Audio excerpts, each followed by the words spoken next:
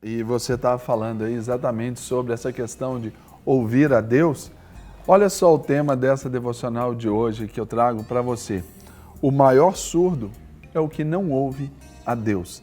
Tem aquela história de que o maior cego é aquele que não quer enxergar? Então o maior surdo é aquele que não ouve a Deus.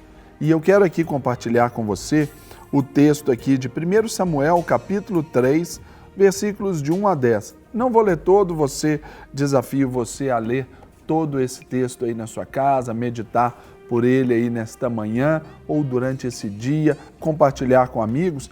E eu quero me frisar aqui no verso 4. Diz: O Senhor chamou a Samuel e disse ele: Eis-me aqui.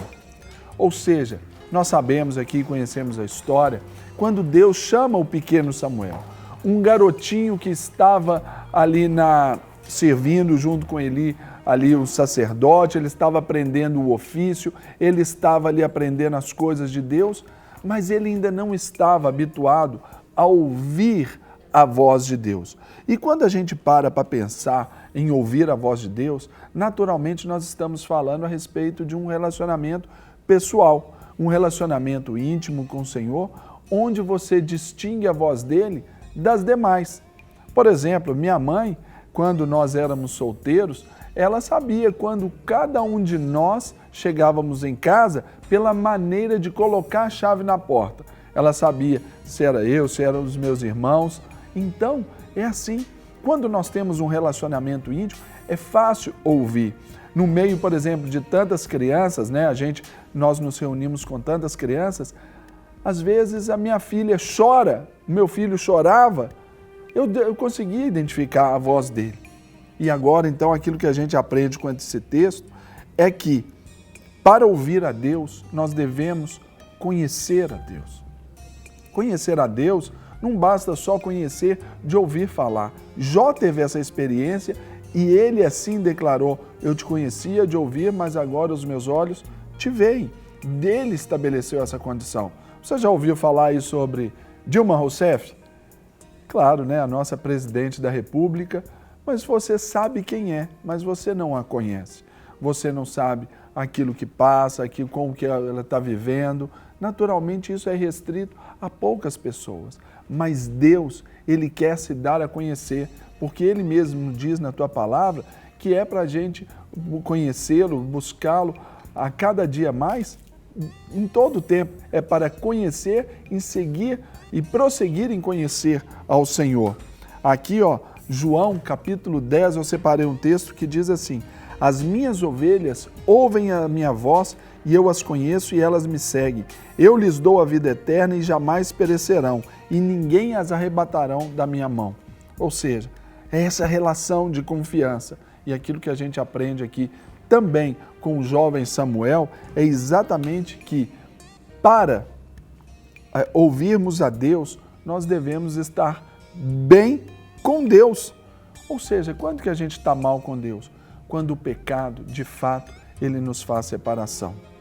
Lá em Isaías capítulo 59, verso 2, diz que as nossas iniquidades, elas fazem separação entre nós e o nosso Deus. Então, por isso, de uma forma especial, nós precisamos estar bem. E estar bem com Deus implica diretamente em estar ali com o coração limpo, com as nossas mãos limpas, ou seja, fugindo dessas contaminações, dessas corrupções do dia.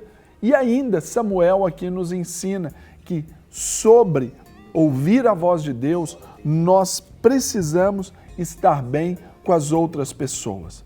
Em 1 João, capítulo 4, verso 20, diz assim: Se alguém diz, eu amo a Deus e odeia seu irmão, é mentiroso, pois quem não ama seu irmão, a qual viu, como pode amar a Deus a quem não viu? Então, por isso, nós precisamos estabelecer bem as nossas relações interpessoais. Talvez o seu casamento é chegar da hora de parar de brigar pelas pequenas coisas. É a hora de buscar ser feliz em todas elas. Talvez aqueles grandes desgastes de uma discussão podem ser minimizados por pequenas ações para evitar a briga, para evitar aquela cobrança desnecessária, para evitar ali ficar malhando em ferro frio. Talvez é uma briga familiar, irmãos em disputas aí, talvez por bens e tudo. De como nós vamos ouvir a Deus, sendo que o nosso coração tem empenhado nessas disputas facciosas, nessas disputas que não vão levar a lugar nenhum, ou se levarem, vai ser só a conquista de bens materiais e que perecem. Eu não conheço muita gente que, tendo brigado por alguma coisa, se tornou feliz mesmo tendo ganhado aquela disputa, entrado naquela demanda. Eu não conheço, porque às vezes o alvo dessas disputas é tanta ferida, são tantas discussões, são tantas dificuldades que a própria pessoa, quando ela vive esse retorno aí, ela não consegue aproveitar. Então, o ideal para você que está me ouvindo agora nessa manhã, que você seja abençoado, parando para ouvir Deus, mas primeiro conhecendo.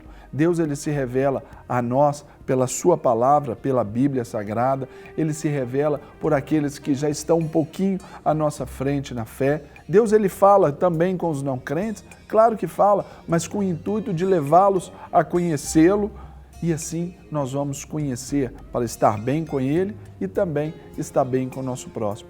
Pense nisso, observe a coletividade, observe quem está ao seu redor e observe principalmente aí aqueles que você tem esse raio de ação, aquele que você pode tocar. Quem você pode tocar? É aquele que você vai influenciar ou ser influenciado.